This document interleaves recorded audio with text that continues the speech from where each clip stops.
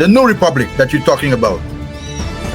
Everybody's wanting to know what this New Republic is all about. Sure. I don't think you have enough time for the second question, but I'll touch on some key elements Summarize, of the New Republic.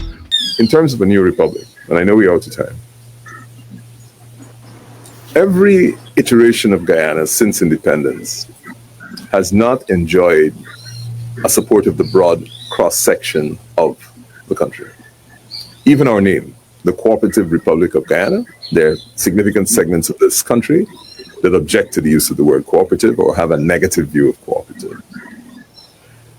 Every era, whether we were talking about self-sufficiency with food, clothes, and house ourselves, whether we were talking about other development, whether we were talking about new human order, everything has always been politically partisan.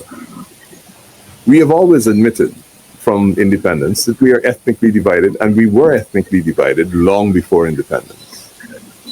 And one of the ways in which we can begin to address what is an obvious fact, whether we like it or not, our division, is that we need to put in place structures, national aspirations in a Republican environment. And when I say Republican, I mean in a republic.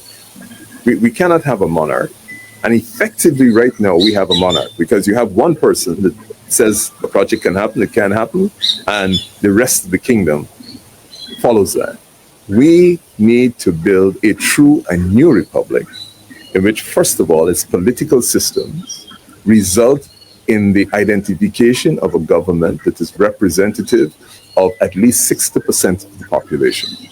That way, in our divided selves, we are forced by nature of wanting to attain political office to meet the demands of several sectors of the community and not just our own.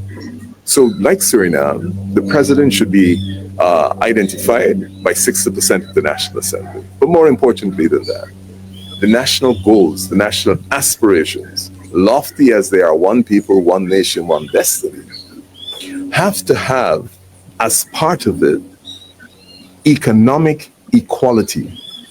Not just one people, one nation, one destiny, but some of our people in poverty and some are not.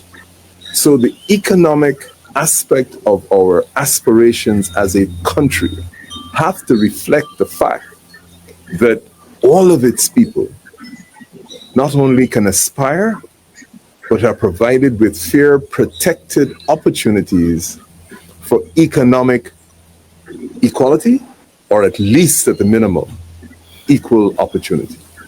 The New Republic must, in terms of the protection of women and children, provide special circumstances and institutions that will allow them to come from positions of disadvantage where they are now to positions of parity.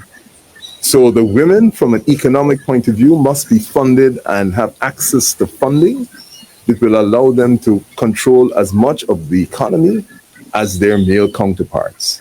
And it's not just by providing a level playing field. We have to acknowledge their historic disadvantages and provide them with the support. And that applies across the board to every disadvantaged group. So the youth, if the youth are genuinely going to be able to participate in the future of this country, they must be given the tools, the economic resources, and the removal of those obstacles that will allow somebody who may come from humble circumstances, but is particularly talented, to have the same ability to build and develop his business as somebody who has rich parents.